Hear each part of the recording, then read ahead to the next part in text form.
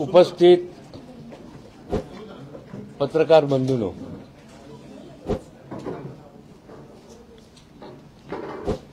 आज तुम्हाला आम्ही जी 8 फेब्रुवारीला अभिषेकची म्हणजे माझ्या मुलाची जी हत्या झाली, निर्घृण हत्या झाली, त्याबद्दलची वस्तुस्थिती सांगण्यासाठी आज आपण सगळ्यांना इथं बोलवलेले आहे।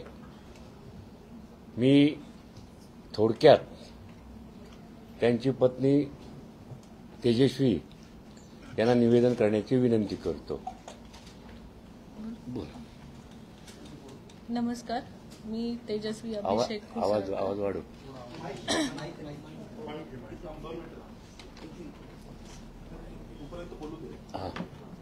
बोल आवाज वाढव थोडा। नमस्कार, मी तेजस्वी अभिषेक घोसाळकर यांची पत्नी।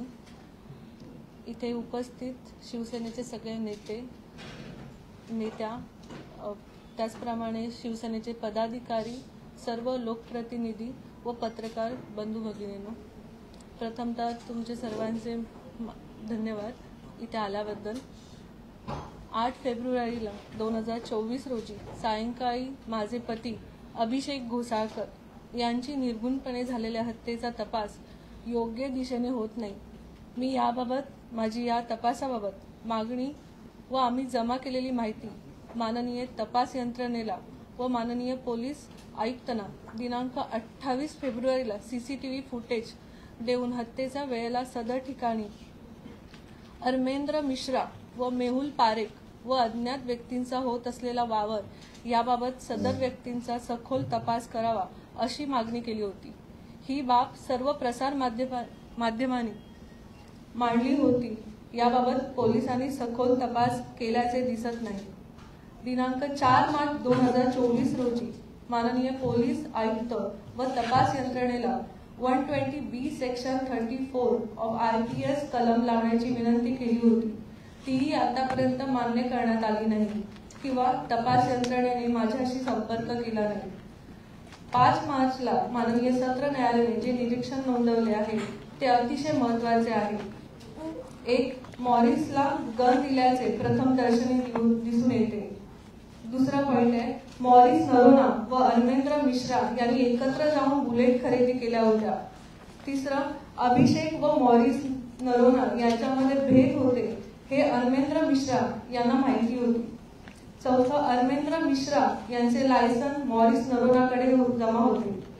5, ज्या लॉकरमध्ये गन होती ते लॉकर तोडण्यात आले नव्हते याचा अर्थ मॉरिस नरोनाला ऍक्सेस होता।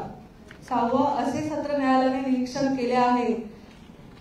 तपास यंत्रणेला पत्र देऊन 120B सेक्शन 34 ऑफ IPC हे कलम लावा अशी मागणी केली होती, तेही तपास यंत्रणेने मान्य केली नाही। ज्या कार्यक्रमाला मॉरिस नरोना यांनी अभिषेकला बोलवले होते त्याच कार्यक्रमाला मलाही बोलवलं होतं। मला जरा उशीर झाला त्यामुळे अभिषेक यांनी सांगितलं की दुसऱ्या कार्यक्रमाला तू जा, इथे येऊ नको। आणि हे हत्येचं प्रकरण तेव्हा झालं। माझी फक्त एवढीच विनंती आहे की ह्या माझ्या 2 मुलांचं भवितव्य सगळं उद्ध्वस्त झालेलं आहे, माझं कुटुंब उद्ध्वस्त झालेलं आहे। तर हायकोर्टाला किंवा पोलीस आयुक्त सरकारला सगळ्यांना विनंती आहे की ह्या प्रकरणाचा लवकरात लवकर निर्णय लावावा आणि चौकशी करावी, एवढंच माझं म्हणणं आहे। धन्यवाद। मी आपल्यासोबत अभिषेकचे वडील आणि गेली 40 वर्ष उद्धव बाळासाहेब ठाकरे या गटाचा उत्तर मुंबईमध्ये काम करणारे कार्यकर्ता म्हणून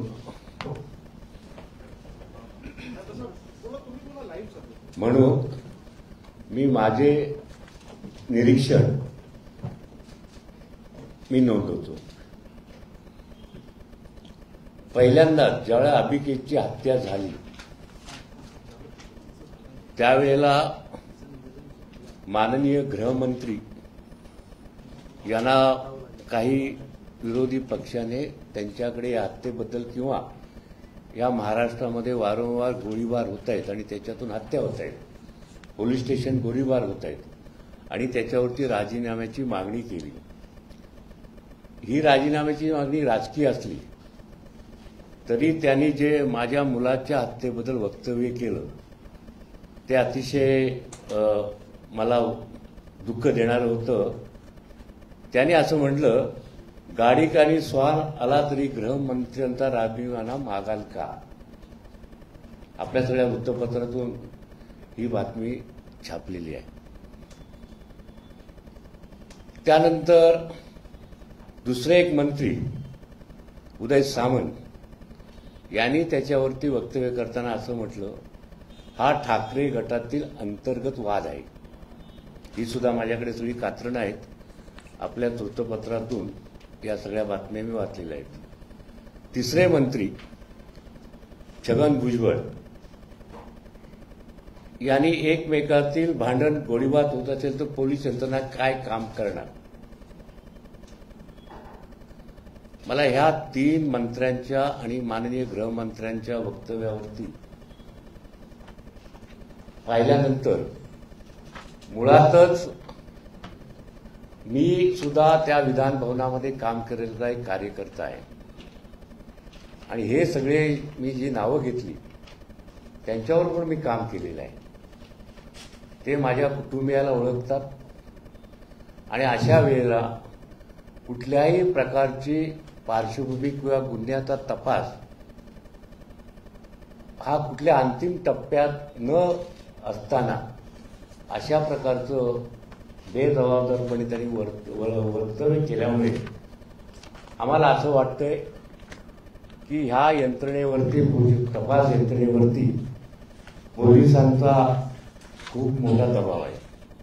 काही आमच्या आमदारांनी, माननीय विलासजी पोटणी साहेब, अंबादासजी दानवे आहेत, अनिलजी परब आहेत, यांनी सुद्धा विधानसभेमध्ये हा जेव्हा प्रश्न उपस्थित केला तर त्याच्यामध्ये सुद्धा अतिशय आमचं जे म्हणणं आहे आणि आम्ही जे फुटेज दिलेलं आहे त्याच्यामध्ये असं आम्ही दाखवून दिलेलं आहे की तिथे अमेंद्र मिश्रा, त्याच्यानंतर मेहुल पारेख, आणखी एक अज्ञात व्यक्ती, अशी त्या फुटेजमध्ये तुम्ही सगळ्यांनी दाखवले.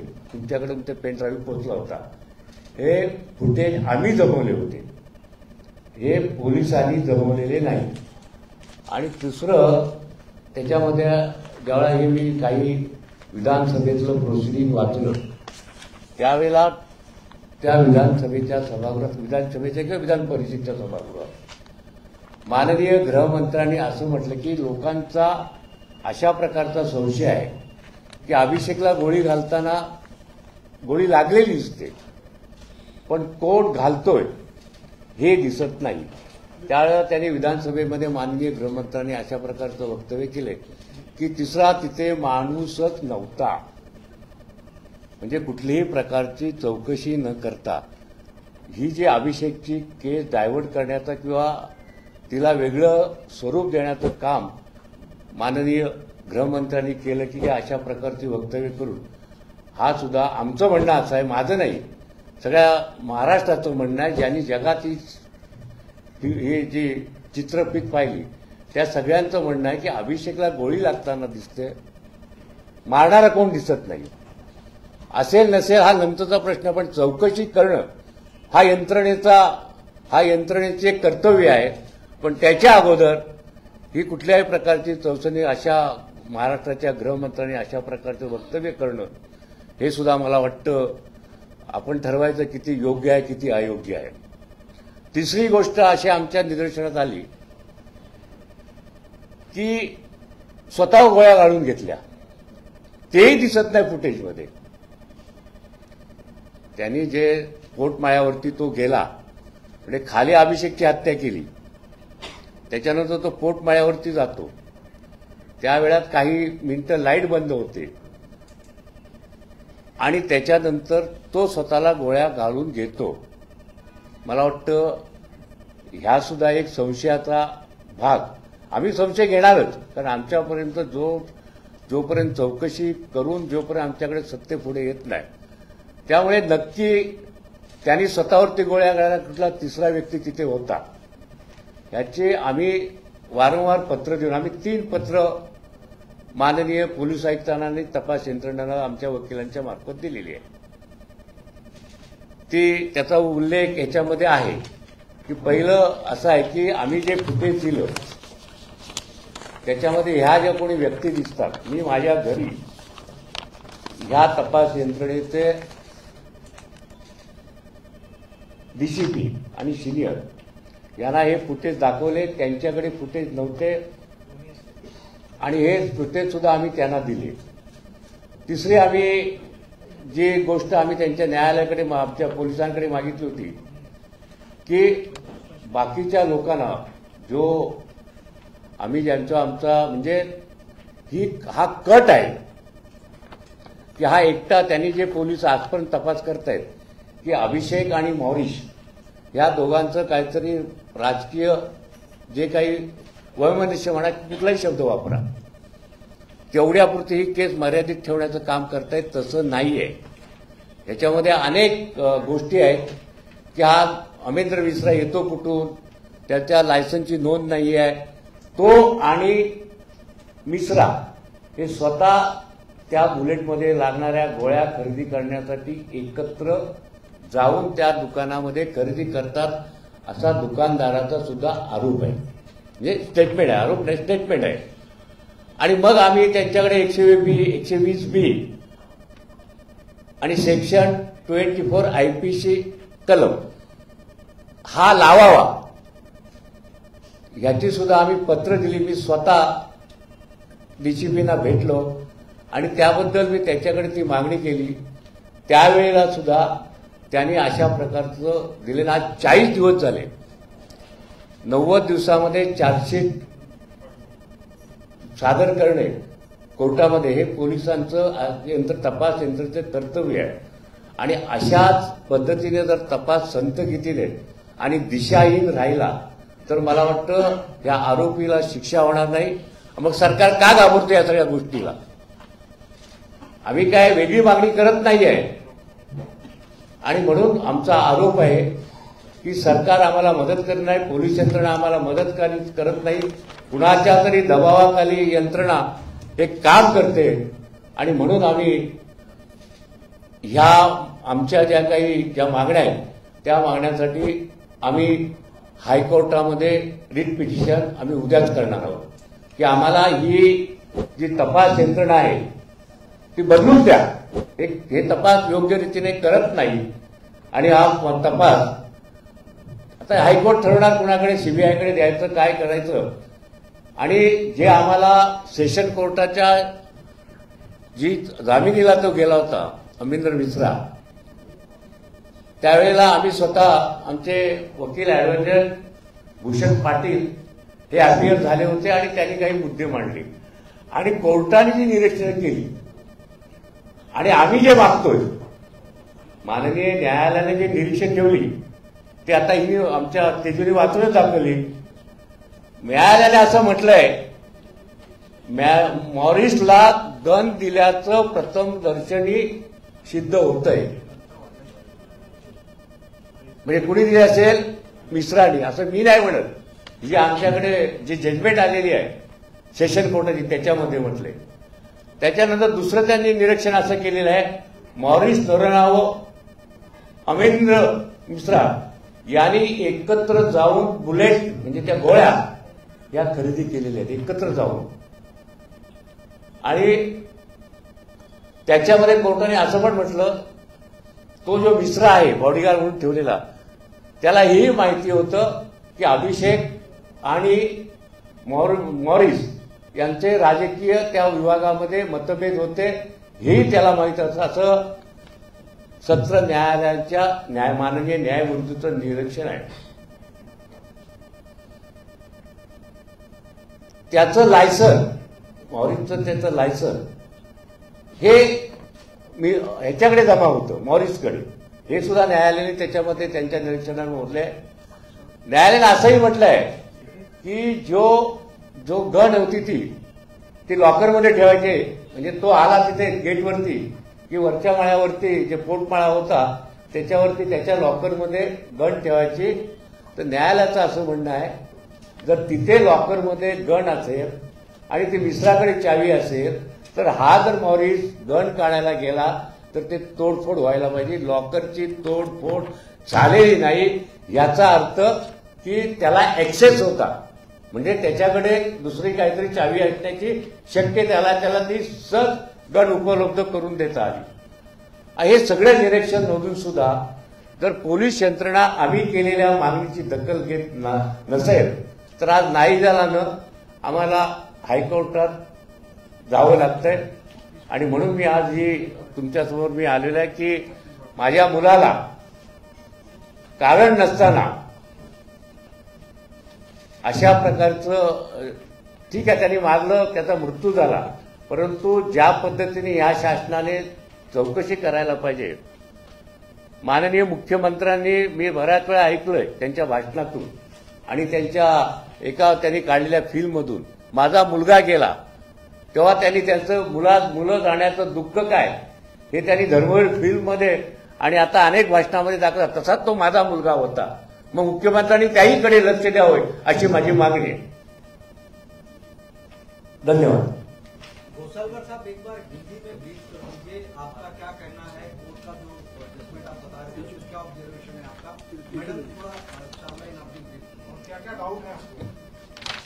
जैसा मैंने अभी जो हमारे पहले से डाउट था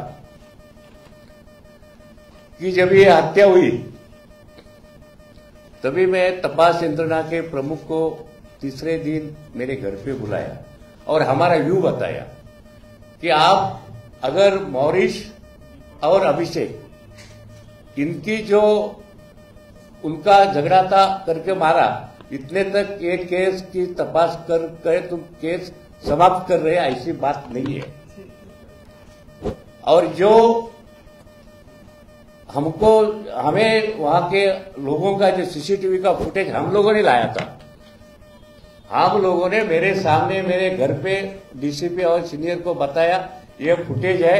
ये फुटेज में मेहुल पारिक वहां है, मिश्रा वहां है और एक अन्य व्यक्ति वहां खड़ी है, वो हाफ पैंट में है. तो ये कौन है उसका आप जांच करो. ये मैंने कहने के बाद में तेजस्वी ने लिखित स्वरूप से भी पुलिस को, सीपी और यंत्रणा के सारे लोगों को लिखित से मांग की कि ये फुटेज के जो हम लोग ने दिया है उसकी सखोल चौकसी होना चाहिए.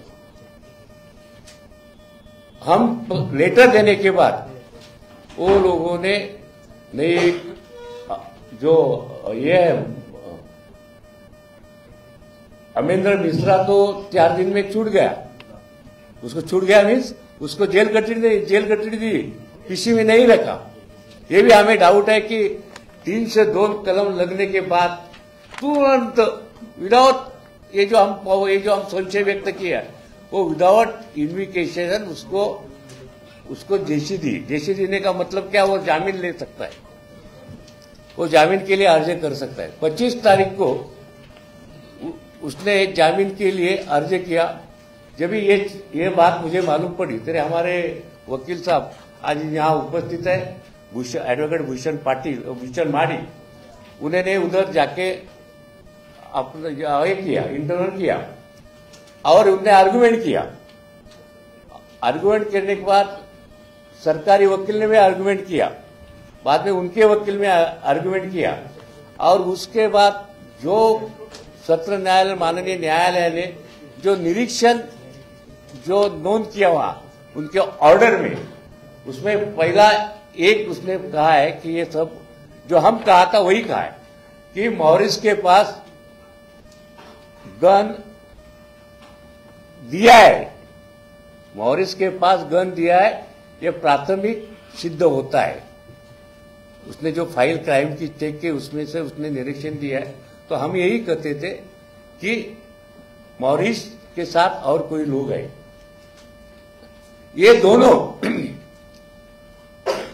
जो गन में लगती है वो बुलेट गोलियां, खरीदी करने के लिए साथ में दुकान में गए।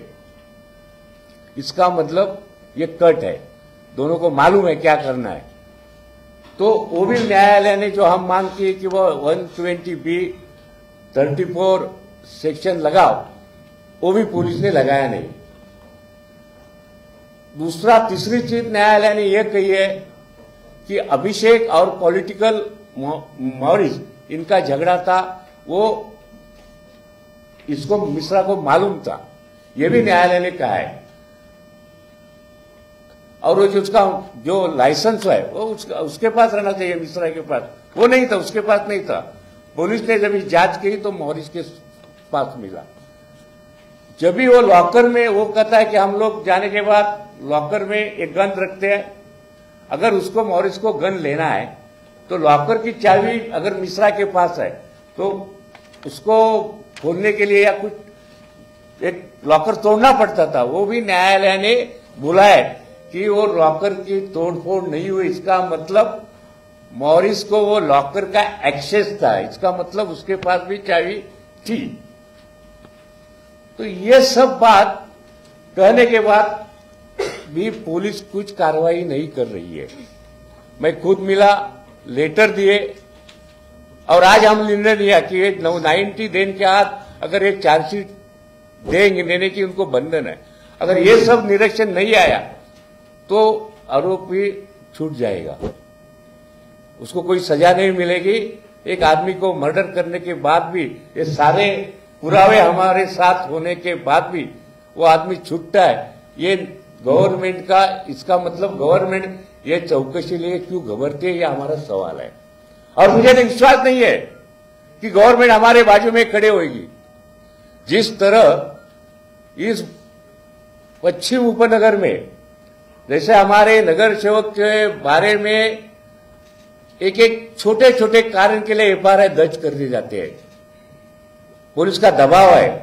हमारे भोईर जी है, योगेश भोईर, उनके ऊपर भी तरह तरह के आरोप करके उनके ऊपर भी उसको जांच लगा दी है। हमारी नगर सेविका खुरसिंगे है, उनके घर पे भी हल्ला हुआ था। हमारे नगर सेवक बालू ब्रीत को भी दहशत पोषण छोटी बात के लिए FIR डायरेक्ट दर्ज करते हैं। इसका मतलब पुलिस के ऊपर दबाव है और शिवसेना उद्धव साहब डट के परेशान करने का काम ये कर रही है। इसलिए मुझे ये यंत्रणा का भाई विश्वास नहीं है। इसलिए मैं हमारे एडवोकेट भूषण महाडिक के ओर से हम लोग कल हाई कोर्ट में रिट पिटीशन कर रहे हैं और हमारी ये मांग है कि ये जो क्राइम है, क्राइम से ऑफ इंक्वायरी वो निकालो और CBI में दो, ये हमारी मांग है। ज्या पद्धतीने आपण घटनाक्रम सांगितलेला आहे त्यामध्ये असंही म्हणायचं आहे का आपल्याला की मॉरिसची ही हत्या झाली, कारण तुम्ही म्हणाला की पोटमाळ्यावरती गेले आणि त्यानंतर ती हत्या झाली, त्यावेळी तिथे कोण होतं का? तर मॉरिसची ही हत्या झाली आहे का असं आपला नाही, हा पोलीस तपासाचा एक भाग आहे। मॉरिस खाली त्याला मारतो, गोळीबार अभिषेकला झाला तर फुटेजमध्ये दिसतोय, कोण मारणारा दिसत नाही। वरचे फुटेज बंद आहे, वरती जो मॅगझिन फ्लोर होता त्याचा छोटा पोटमाळा होता तिथले बंद आहे। त्यालाही मारताना वरती पण फुटेज नाही, खाली पण फुटेज नाही। मग असा संशय येतोय, बरं तिथे गेल्यानंतर तिथली लाईट बंद होती, आता स्वतःला मारून काय लाईट बंद करायचं जाणार माणूस? त्यावेळेला जर मॉरिसनी वरती स्वतःवर गोळी घालून घेतली, हे खरं आहे खोटं मला चौकशीचा भाग आहे। मग गोळी घालल्यानंतर तो लाईट बंद करेल आणि तो मरेल। त्यामुळे अनेक असे काही बारकावे याच्यामध्ये सापडतात की या पद्धतीने आम्ही जी मागणी करतो की या सत्र न्यायालयांच्या माननीय न्यायालयाने जे निरीक्षण नोंदलेलं आहे त्या दृष्टिकोनातून विनंती करूनही आज 40 दिवस झाले तरी त्या बाबतीमध्ये यंत्रणा काम करत नाही, पोलीस यंत्रणा दबावाखाली काम करते असा आमचा संशय आहे। आणि म्हणून आम्हाला या महाराष्ट्र सरकारकडून या पोलीस डिपार्टमेंटकडून आम्हाला न्याय मिळणार नाही आणि म्हणून ही चौकशी ह्या यंत्रणेकडे काढून ती वेगळ्या यंत्रणेकडे CBIकडे द्यावा अशी आम्ही मागणी करणार आहोत। तुम्ही म्हणालात की तुम्ही काही सीसीटीव्ही फुटेज पोलिसांना तुम्ही दाखवलेले आहेत ते तुम्ही स्वतः जमा केलेले होते, पोलिसांकडे ते उपलब्ध नव्हते। मात्र ज्या खोलीत ती घटना घडली पोलिसांना मी विचारलं, आमच्याकडे फुटेज आम्ही जमा केले आणि त्यांना घरी बोलवले आणि त्यांना विचारलं हे फुटेज तुमच्याकडे आहेत का? ते म्हणजे आम्ही जमा केले नाही. मग हे फुटेज आम्हाला द्या. मग आम्ही त्यांना दिले आणि याचं आम्ही लेखी त्यांना पत्र घेऊन असं पण नाही आहे, कोर्टात सुद्धा आम्ही दाखल केलेलं आहे. मी आणखी काही प्रश्न असतील ते आमचे माडीच्या उत्तर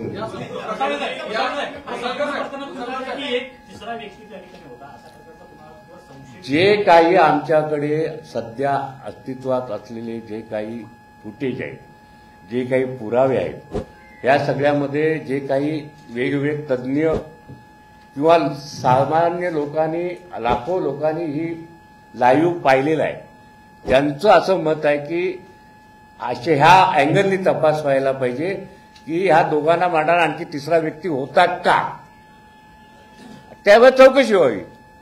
असा चौकशी ही आमची मागणी आहे. साहेब या संपूर्ण प्रकरणाची तुम्ही सीबीआय चौकशीची मागणी करत नाही. दैसर, बोरीवली किंवा मागाठाण्याचे भाजप किंवा शिंदे गटच्या कोण पुढारी याच्यामध्ये इन्व्हॉल्व आहे, याचा तुम्हाला डाऊट आहे का? हे बघ, मी आता कुणाचं नाव घेणार नाही. प्रश्न असा आहे की हा चौकशीचा भाग आहे. आता ह्या चौकशीमध्ये जर ते इन्व्हॉल्व असतील तर त्यांची नावं येतील. जर ते इन्व्हॉल्व असतील तर पोलिसांनी चौकशी करावी, आम्हाला विचारावं, आम्ही सांगू त्यांना आमची काय ती भूमिका आहे ती. पण आता या क्षणाला आम्ही पोलिसांची मागणी करतोय की ही तुम्ही सखोल चौकशी करा आणि तुम्ही करत नाही म्हणून मला हायकोर्टामध्ये रिट दाखल करून मला दाद मागायचे की पोलीस यंत्रणा जी आत्ताची अस्तित्वाची यंत्रणा आहे ती काम करत नाहीये. ज्या दृष्टिकोनातून जे आमचा संशय आहे आम्ही लेखी स्वरूपात देऊन प्रत्यक्ष भेटून आम्ही मागणी करतो. तशा इव्हन साधं पोलिसांनी हिचे लेटर आहे सगळीकडे, साधं एक फोन पण करून जरा काय तुम्ही लेटर दिलं, तुमचं काय म्हणणं आहे, एवढी सुद्धा पोलिसांना दखल त्यांनी घेतली नाही आमच्या लेटरची. याचा अर्थ काय होतोय? जर आम्ही तक्रारदार आहोत, आमच्या घरामध्ये इन्सिडेंट झालेला आहे, तर आम्ही मागणी केल्यानंतर पोलिसांनी येऊन कमांडपाशी तुम्ही येऊ नका, आम्हाला बोलवा, तुमचं याच्यात नेमकं काय म्हणणं आहे, पोलीस का घाबरते या सगळ्या गोष्टीला. या सगळ्या घटनाक्रमामध्ये एक सीसीटीव्ही समोर आलेला होता, तो म्हणजे गोळीबार व्हायच्या आधी 2 मिनिटे मेहुल पारेख हा त्या केमीच्या समोरून बाजूला आला, त्याने रिक्षा पकडली आणि त्यानंतर निघून जात असताना अगदी ऑफिसच्या समोर असताना गोळीबाराचा आवाज झाल्यानंतर लोक पळताना दिसत आहेत. मात्र तो तिथे थांबताना दिसत नाहीये, त्यामुळे त्याच्याकडे संशयानं पाहिलं जात होतं. पोलिसांनी मेहुल पारेखची मॅरेथॉन चौकशी केली, मात्र त्यामधून काही निष्पन्न झालं नाही असं तुम्हाला वाटतं का? 100%. कारण पोलिसांनी पहिल्यामध्ये असं सांगितलं की त्याची आई ही तिथल्या बाजूला असलेल्या 2-4 मिनिटावर करोना हॉस्पिटलमध्ये ऍडमिट होती आणि तो तिथे गेला होता. बरोबर आहे. आता हा इन्सिडेंट 7 नंतरचा आहे. आईला 5 वाजता त्या हॉस्पिटलमध्ये 5 वाजता ऍडमिट करण्याचं कारण काय, आणि ऍडमिट करून तो परत पुरावा आहे सीसीटीव्हीचा, तो तिकडे फिरतोय, तरी पोलीस अशा प्रकारची भूमिका घेतात, त्याच्यामुळे आम्हाला दुःख होते. राजकीय स्वार्थांना कुणाला तरी वाचवलं जातंय का या संपूर्ण प्रकरणात? म्हणूनच आमची मागणी आहे की आता मी कुठल्याही राजकीय व्यक्तीचं नाव घेणार नाहीये. पोलिसांचं हे काम आहे की जे आम्ही तक्रारदार आहोत किंवा एक आमच्यासारखा लोकप्रतिनिधी 40 वर्ष राजकारणारे लोक, स्वतः नगरसेवक राहिलेला, त्याची पत्नी नगरसेवक मुंबई शहरामध्ये, अशा परिस्थितीमध्ये आमच्या या सगळ्या गोष्टीकडे पोलीस दुर्लक्ष करतायत. आणि दुसरा आरोप माझा आहे की पोलिसांच्या मार्फत ही आमच्या तिथल्या नगरसेवकांच्यावरती सुद्धा वेगवेगळ्या पद्धतीने दबाव टाकून छोट्या छोट्या गोष्टीवरती त्यांच्यावरती गुन्हे दाखल करून त्यांना दबाव टाकून त्यांना या निवडणुकीच्या तोंडावरती अडकवण्याचा, त्यांच्यावर दबाव टाकण्याचा, प्रेशर टाकण्याचा पोलिसांच्या माध्यमातून राजकारणी लोक, सत्तेत असलेले लोक वापर करतायत का, अशी सुद्धा माझ्या मनामध्ये शंका आहे. घोसालकर साहब, हिंदी में एक बार और जानना चाहेंगे कि जिस तरह से पूरा घटनाक्रम आप बता रहे हैं, इस पूरे मामले में तीसरे व्यक्ति का जिक्र कर रहे हैं कि कमरे में एक और शख्स था, क्या उस तीसरे शख्स की भूमिका संदिग्ध आप लोगों को लगती है कि तीसरे शख्स ने ही इन दोनों घटनाओं को अंजाम दिया या फिर मॉरिस ने? इसके लिए हमारे पास 3 रीजन है. पहला रीजन है जो हमने फुटेज देखा है, अभिषेक को गोली लगती है वो दिखता है, मारने वाला कोई दिखता नहीं है। दूसरा हमारा डाउट है कि अगर मॉरिस ने खुद को गोली डाला, अभी 5 फायरिंग हुई है, 5 फायरिंग उसने अभिषेक के ऊपर की है, बराबर है, उसमें भी पुलिस ऐसे ही करते हैं, उसकी गन लॉक हुई। अभी उनके पास लाइसेंस नहीं था, उनके पास गन नहीं था, लॉक हुई, गन वापस शुरू करना और खुद के ऊपर मार डालना, ये सब जो बता दिया जाता है वो संशय की एक हमारे मन में शंका है। तो इसलिए हम बोल रहे हैं, हम नहीं है, जब भी हम लोगों से हमारे बात करते हैं, कोई तज्ञ लोग हमसे मिलते हैं और फुटेज देखने वाले लाखों लोग का ये कहना है कि इसमें तीसरा आदमी हो सकता है। मैं ऐसा नहीं बोलता था।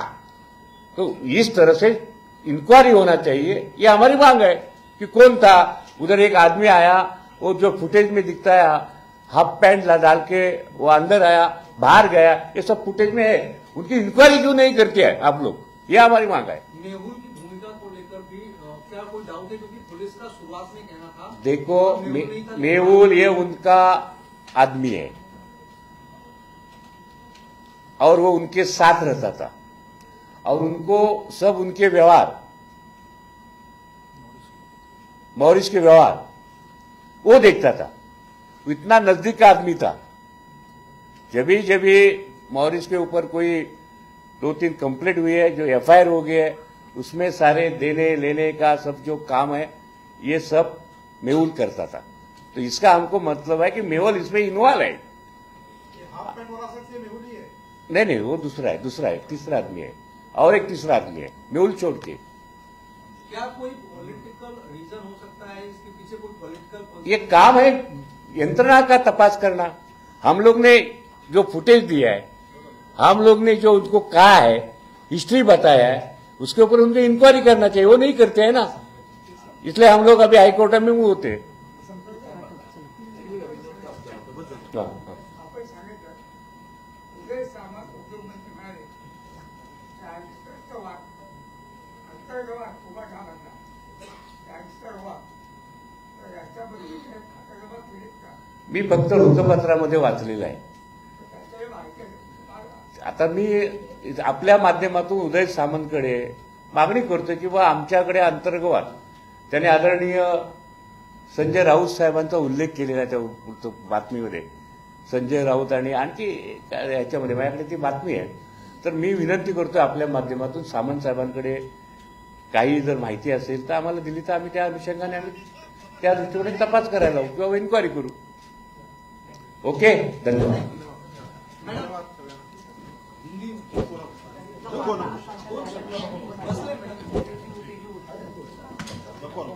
गर्जा हिंदुस्तान चॅनलला सबस्क्राईब करा